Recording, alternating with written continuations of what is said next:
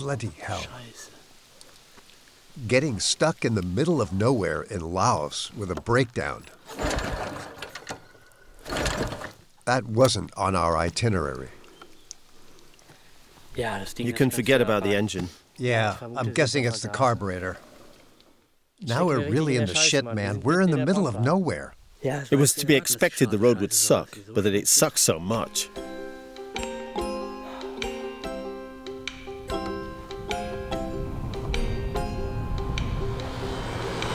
My brother Patrick and I, Dennis, are on a motorcycle trip through Vietnam, Cambodia, and Laos, 3 countries through which the huge Mekong River carves its way. Our journey takes us through floating villages. We learn about the dramatic history of the region and meet the people who live along this huge river. And always with us, our camera. I honestly didn't expect this when we left this morning.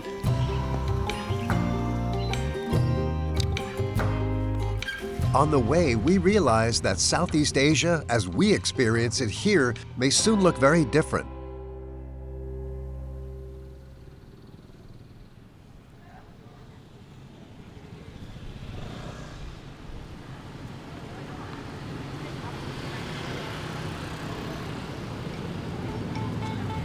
Our journey starts in the metropolis of Ho Chi Minh City in the south of Vietnam.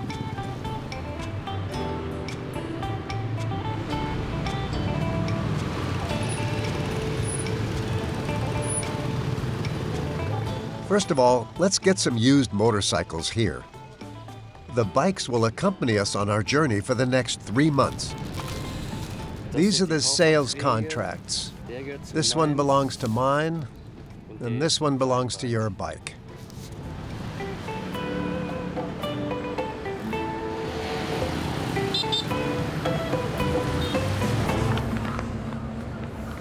We have 5,000 kilometers of highways, country roads, and gravel tracks ahead of us. The plan is to follow the Mekong here from Ho Chi Minh City, roughly. First to the Mekong Delta, then to the Cambodian border. And from there, we'll meander all the way through Cambodia to the border with Laos.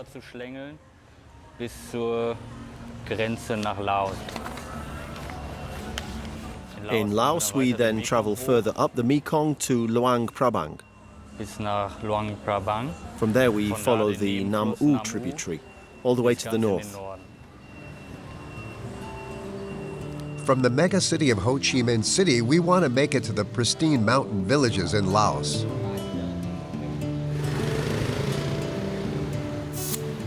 It's not just our motorcycles that need to be well equipped for this tour. What should we keep in mind to avoid getting into traffic accidents?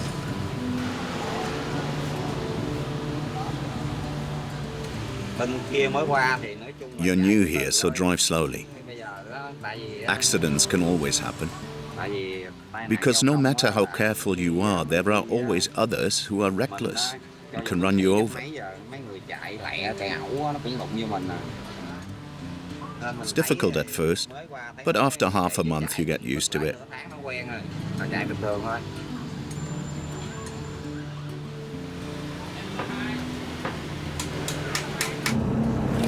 Once our bikes are ready to go, we venture into the Vietnamese traffic chaos.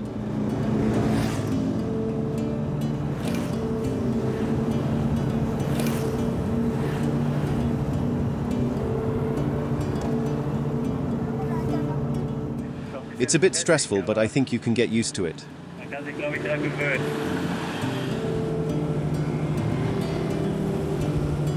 Did you also wake up 1,000 times?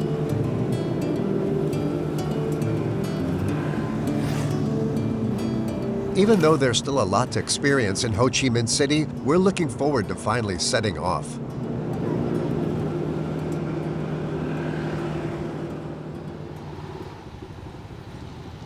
The next morning, we finally set off in the direction of the Mekong Delta. We can only take what fits on the motorcycle.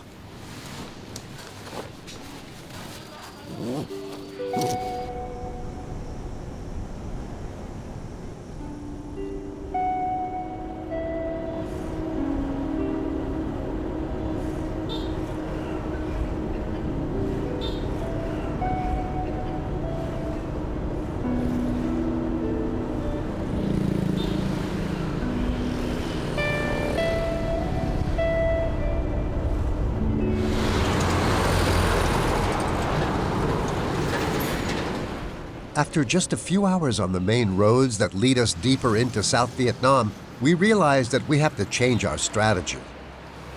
You can't hear yourself think here. Maybe we should see about finding the smaller roads, even if it takes longer. But it's no fun with all these trucks. There's a forklift in the motorcycle lane blocking the road. 2 trucks are trying to overtake each other in the other lanes. You yourself are somewhere in between.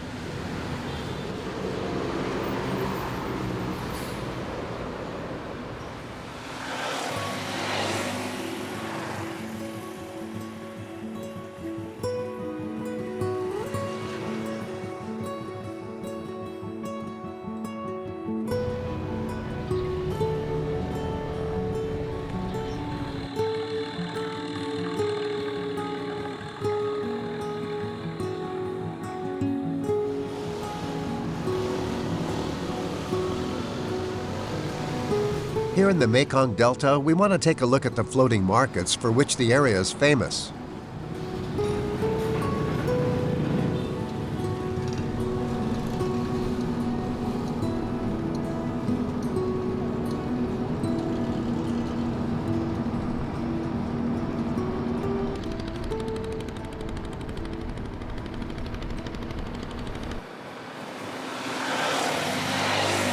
We're going to look for a place to stay overnight on one of the islands in the river delta. We're lucky and find Trúc, who rents out a room in her parents' house to travelers.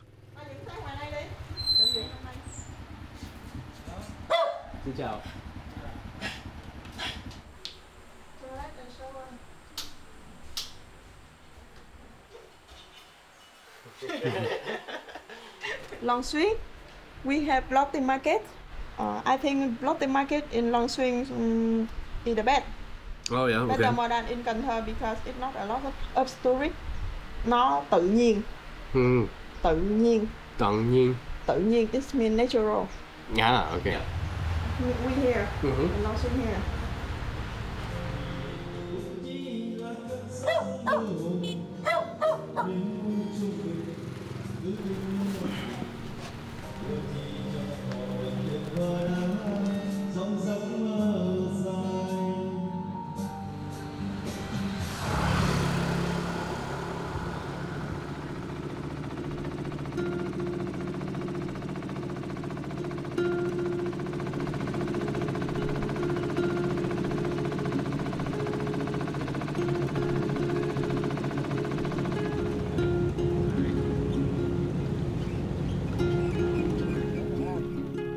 The next morning, we take Trúc to the floating market.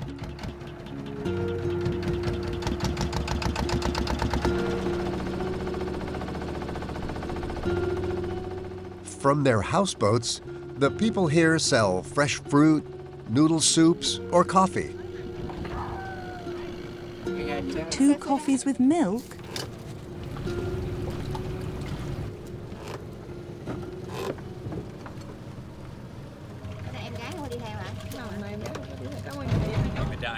Holding the coffee with one hand, taking the photos with the other.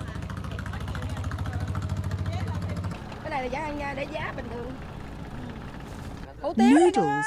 Come over and eat noodles. Noodles with beef and noodles with pork.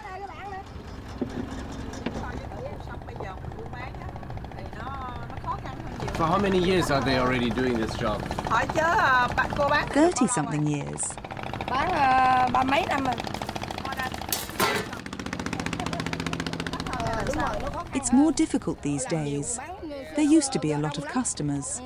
Now they are less. Ever since there is a bridge, people travel by land. Before there were no vehicles, so people travelled on the river. That's why there were a lot of boats. Now they travel by land.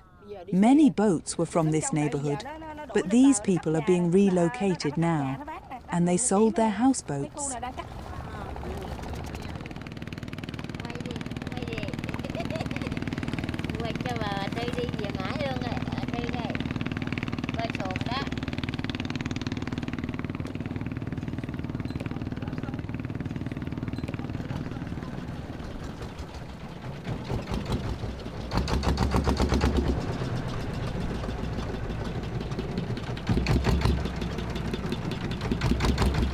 Many of the people not only work on the water, they also live here, mostly in very confined spaces.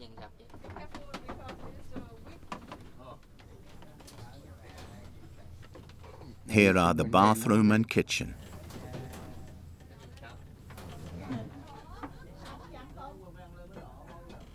How many people are living here in this house?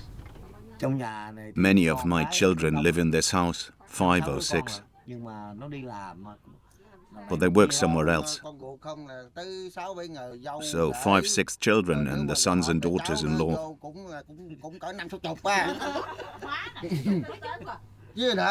And then the grandchildren. So about 50 to 60 family members. We take these mattresses there to sleep on. I work here as a fisherman and over there as hired labor. Because in Germany we don't have this, that people are living still on the river. It's very interesting for us, very beautiful lifestyle. But I think also difficult lifestyle, yeah? They don't let us live here. I don't know where they will resettle me to, but they will probably resettle me from the river.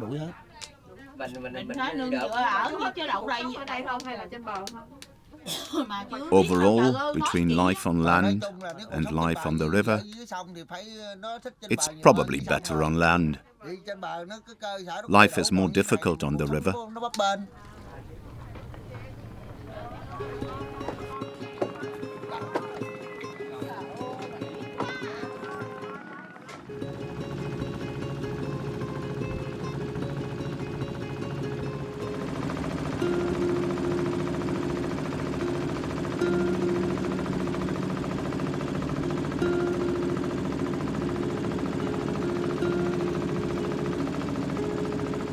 The Mekong Delta shows us the original Vietnam, just as we had imagined it.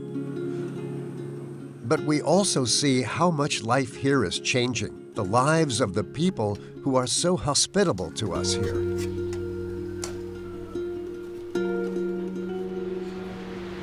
Mangoes and cucumber.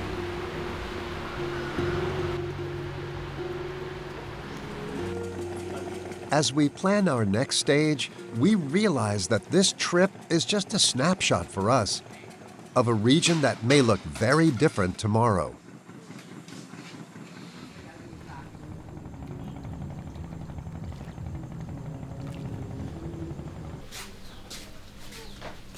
Okay.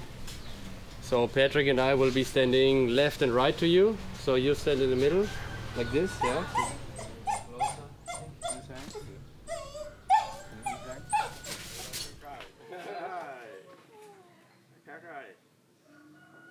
We'd love to stay longer with Truck and her family, but if we want to make it through Cambodia and all the way to the north of Laos, we still have a few thousand kilometers to go.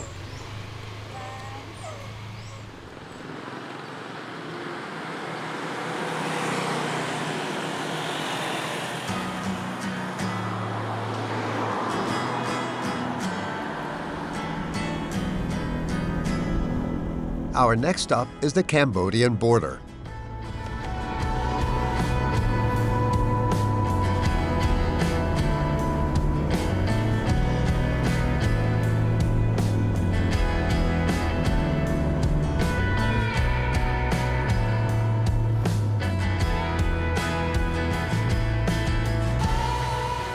But at the border crossing, our first problem.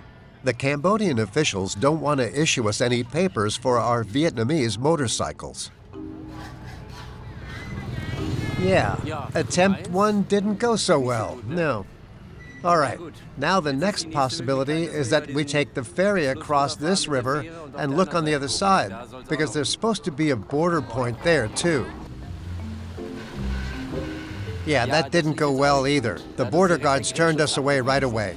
If we don't make it across the border, our tour could be over. Our last hope, maybe the rules will be different at the next crossing an hour further south.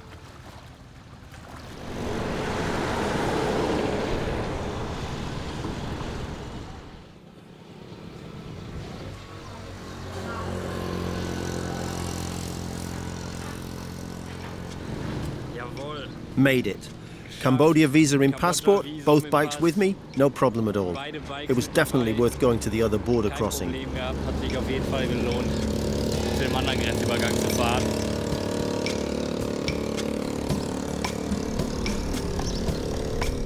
And now we're in Cambodia.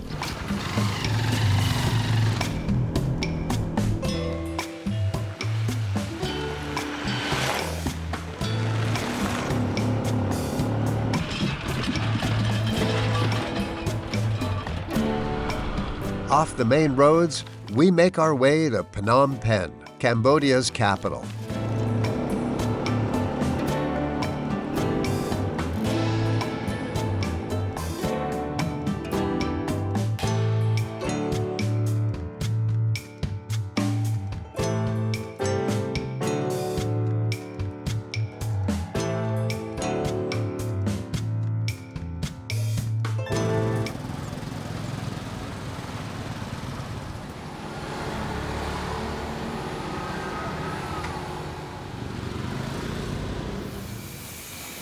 The last time we were in Phnom Penh was 5 years ago, back then by bus. As in all Southeast Asian metropolises, more and more modern new buildings have been added. We also have to find our way around the maze of old and new Phnom Penh.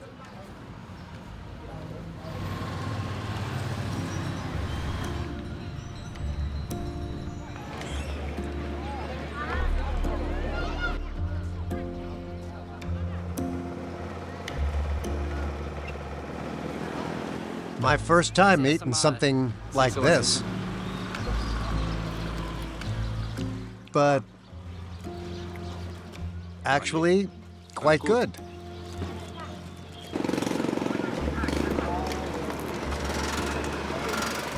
At first, you wonder where to put the legs of this bloody thing. You can get used to it. Well, I don't think it's bad. Quite the opposite. You can try the spider in here in a minute. It triggers me a bit.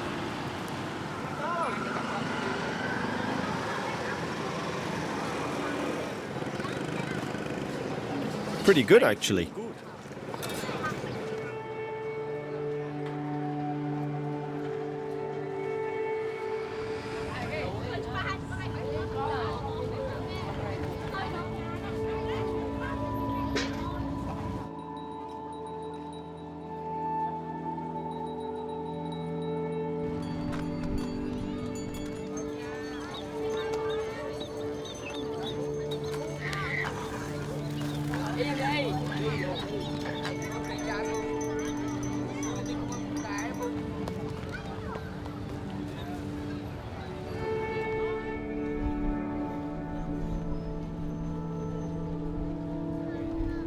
Phnom Penh, with all its contradictions, makes us think.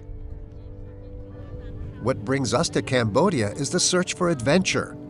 But at the same time, the harsh realities of people's lives here are unmistakable.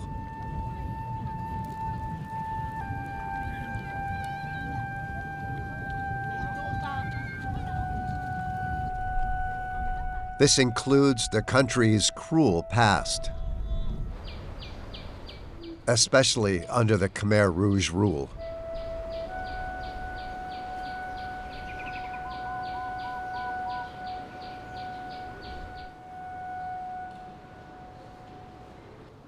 I know this is not an easy place to visit, but we are grateful that you have come here today to see this place of memory and of healing.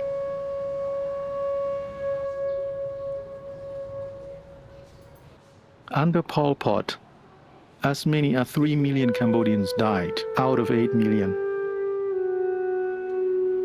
Wherever you come from, imagine if more than 1 out of every 4 people in your country was killed, and by your own people. That is what happened in Cambodia.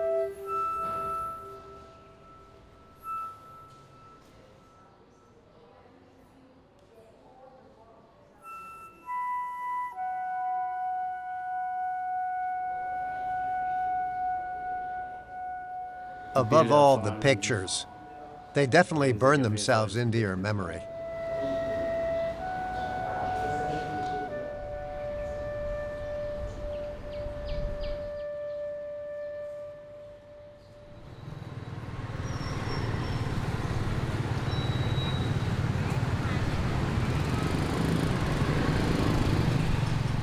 While our bikes are being serviced, we take a tuk-tuk to explore the city further. Van, our driver, is supposed to show us the real corners. That's a central market. That's central market, okay. Yeah.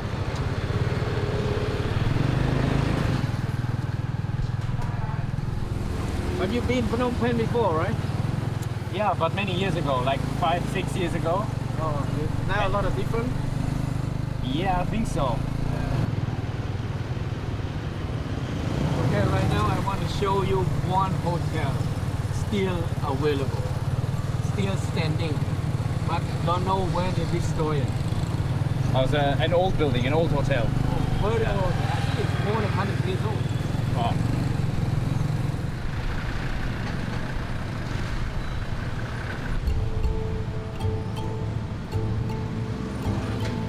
Today, the hotel is just a half-ruined apartment block. So on this crossroads, we can see how the face of the city is changing.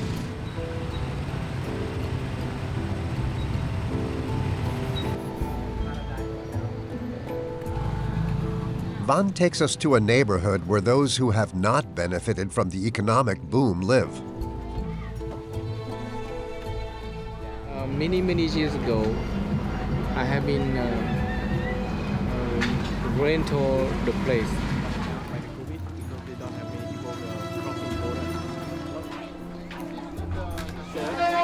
And she like it. She says it's very tasty.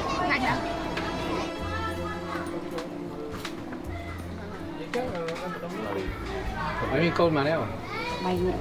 She have 3 children.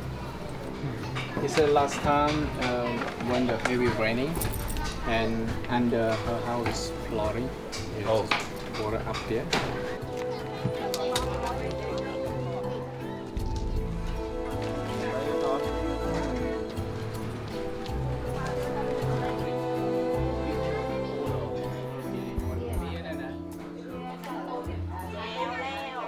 In her opinion, How has the city changed in those 30 years?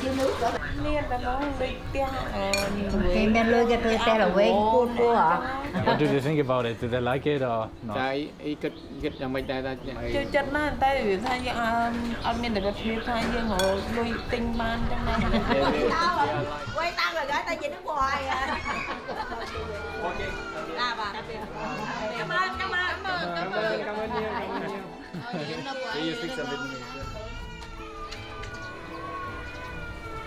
Not only poverty, but Cambodia's past also weighs heavily on many of Phnom Penh's residents.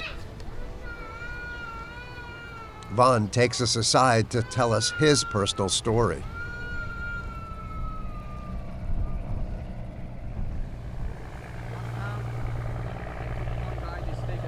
Especially during the Khmer Rouge time, in a very bad regime. A million people have been killed from this regime, you know. That time I also lost 5 uncles, the young brother of my mom, 5 auntie-in-law, and 11 cousins have been killed by the Khmer Rouge. Before the Khmer Rouge come, they live in Phnom Penh.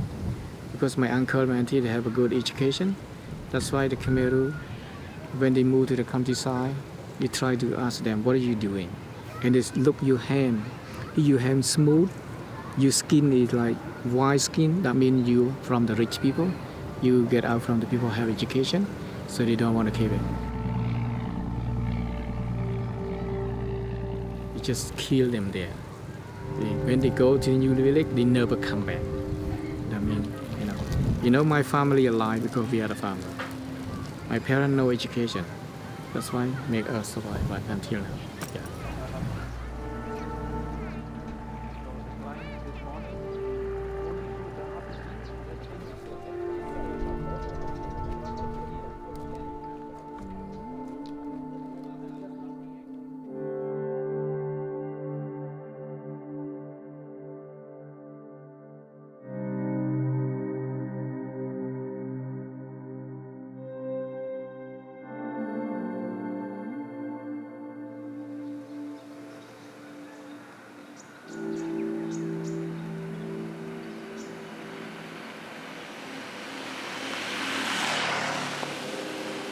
The next morning, we leave Phnom Penh, the last big city on our journey, behind us. Our route takes us to a tributary of the Mekong.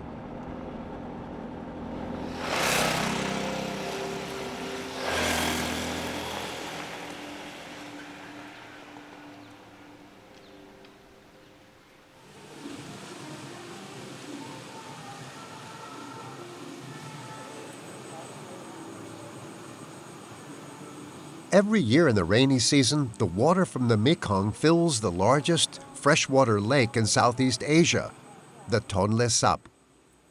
As in Vietnam, people are said to live there in floating villages. This is also probably the last time we'll sleep in a real bed or have a real shower for the next few days. I don't know exactly what it looks like, but you can't expect it to be particularly luxurious. It's just the way people live here.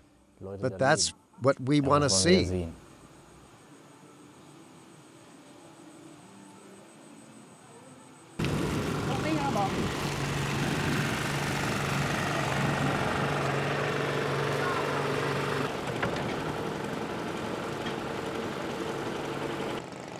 For the next few days, we're staying with Hockley, who lives on the lake. Rune comes with us as our interpreter. We got to know him via Instagram.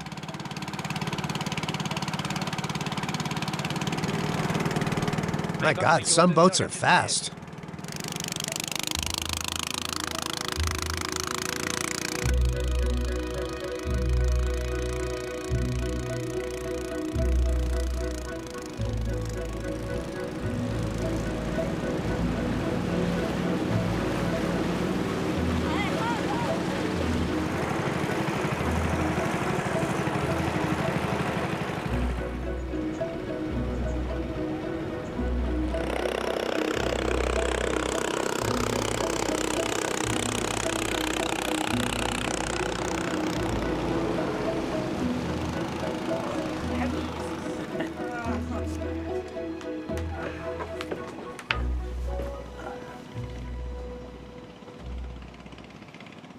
Hockley has given us the hut opposite his house. We can make ourselves comfortable here. Still, it takes some getting used to having to get into a boat for every little step in the village.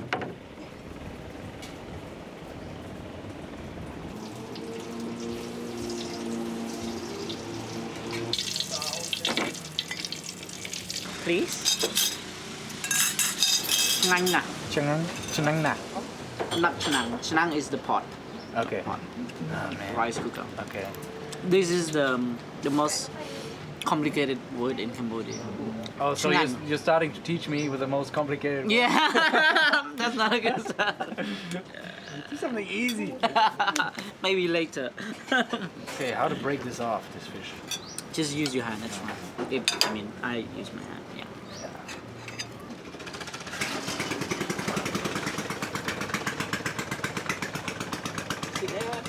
So ចឹងដល់ពេលមកបរៀនហ្នឹងក៏ចាប់ផ្ដើមថាបង្កើតគ្រួសារហើយនៅនេះបណ្ដោយជួបបុប្ផាមួយតោ Okay. So reason I moved because at the time I became a teacher and then I come here to teach and then there I met a Rose, that which is my wife. So we make family here, so that's why I'm based here. Life in the water, living in the water is more difficult compared to land because here they don't get access to the education that much as people on land. Yeah.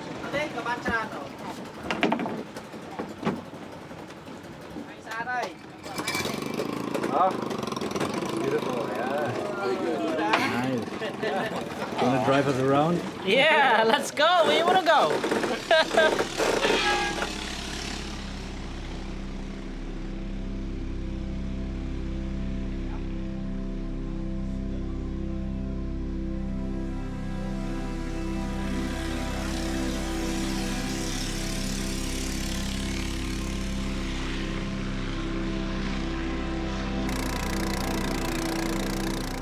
At first glance, life here on the lake seems idyllic. But dams upstream on the Mekong are said to threaten the fish stocks of the Tonle Sap. And this in a place where even the youngest children now have to pitch in to help families make ends meet.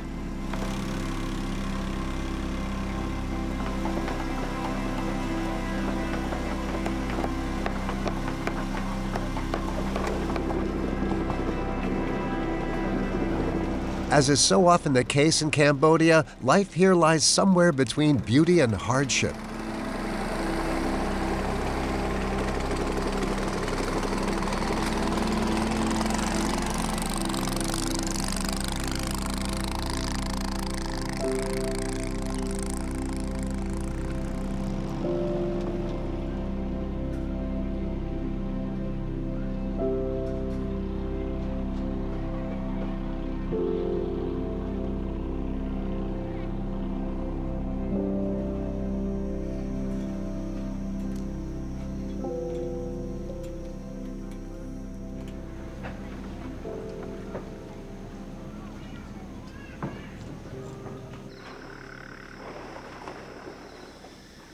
It's 5:15 now.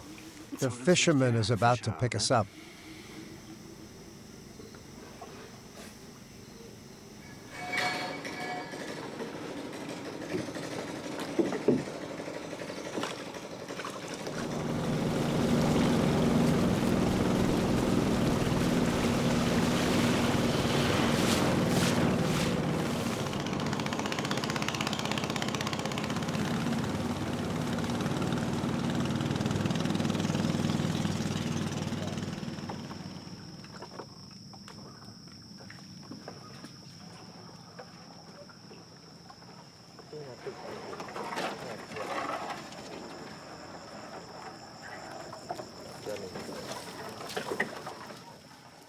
They've set up several traps in this flooded forest.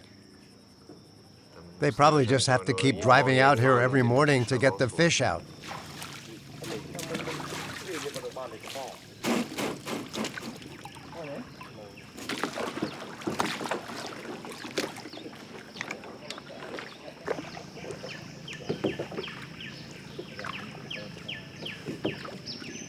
Together with Pum T and his 2 sons, we rattled the fish traps.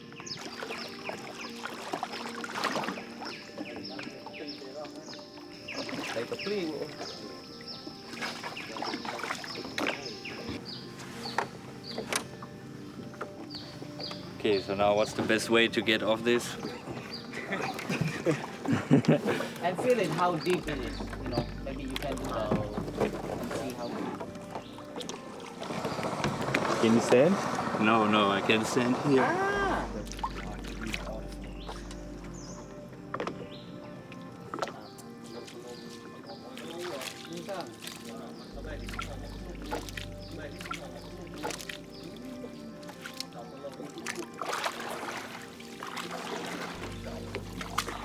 How much can you earn from this many fish?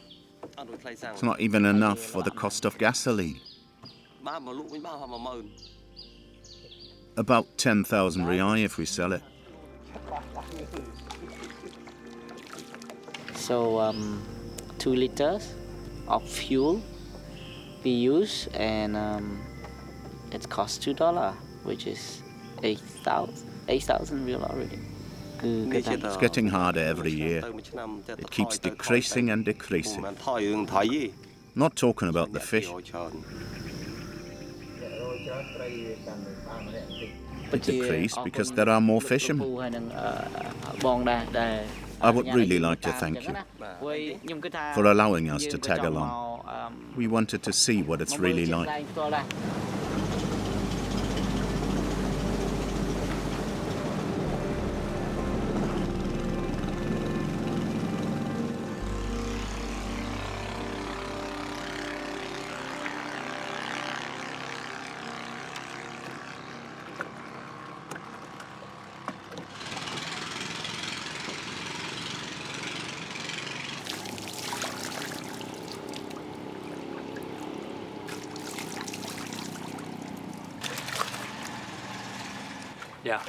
You don't have much privacy here now. The school kids can watch me shower. But it's like that for everyone here. You have to do it that way.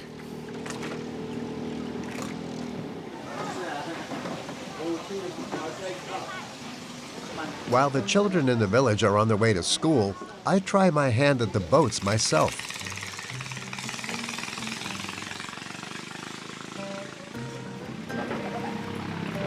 It's not that easy. Forward. Okay.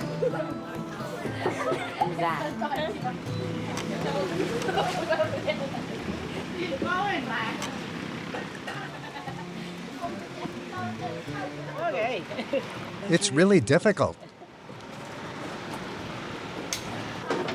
Now look how they do it. Yeah, I think we'll leave the boating to the others here after all.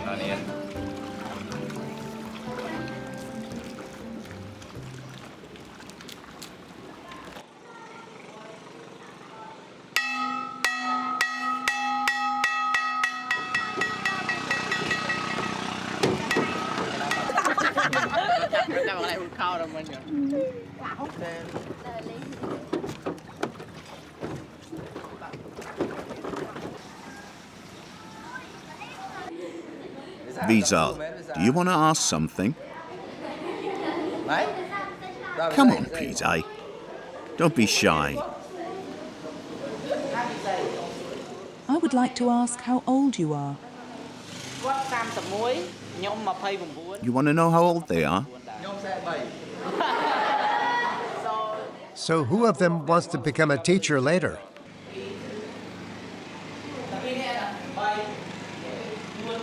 Because I want to teach children to be outstanding and smart. For the younger generation to have a better future. Despite the different circumstances, it reminds us a bit of our own school days. This is math right now. It's in a foreign language, but I wouldn't understand it anyway.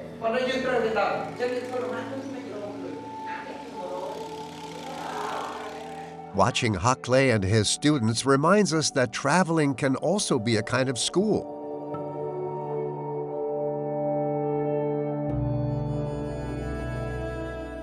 That every impression, every experience, and every conversation allows us to move on with new perspectives.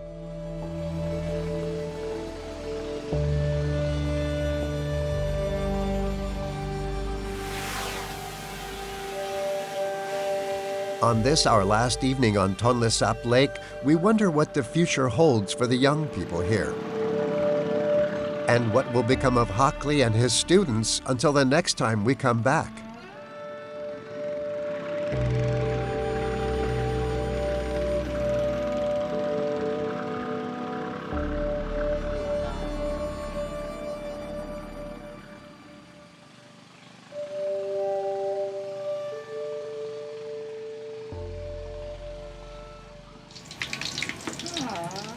We say goodbye with fresh fish, from the lake, of course.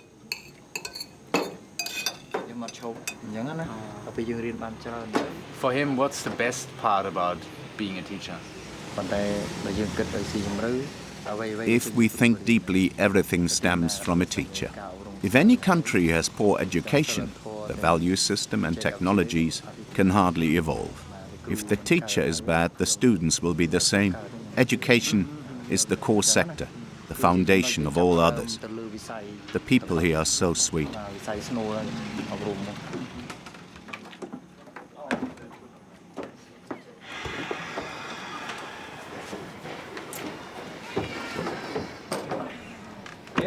I like how they're so sweet.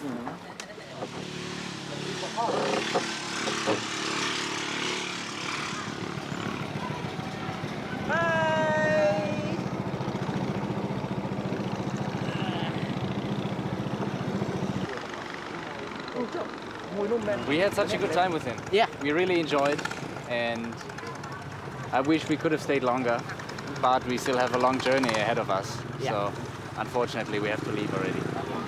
Very, very danke too. Thank you. Thank you, Bon. Okay. All right, let's take one picture together. Yeah, let's do that.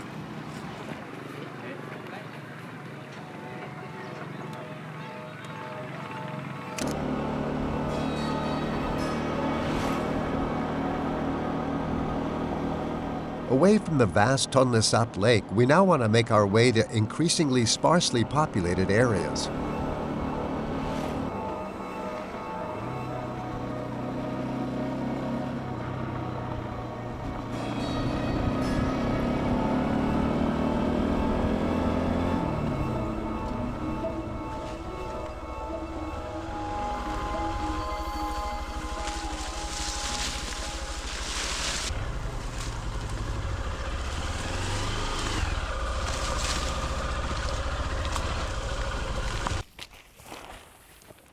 This time, we decide to spend the night in a tent.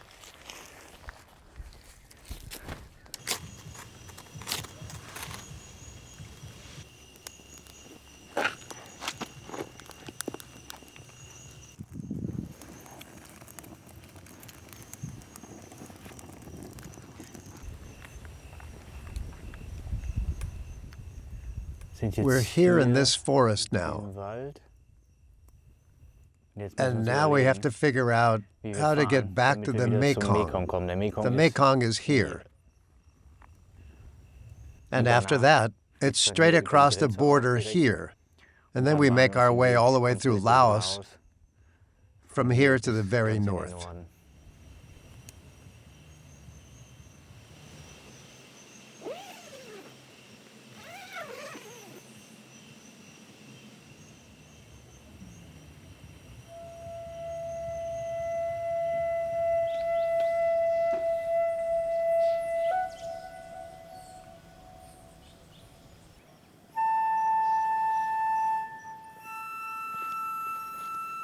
The first part of our journey ends this morning. Here in Cambodia and Vietnam, we've seen that the Southeast Asia that we set out to see has been changing. Traditions are being lost, progress brings opportunities, but not for everyone. It's a mixed feeling between what you want to preserve and what people want to leave behind. What lies ahead of us now is all of Laos, the most pristine country on the Mekong and probably the most adventurous part of our journey.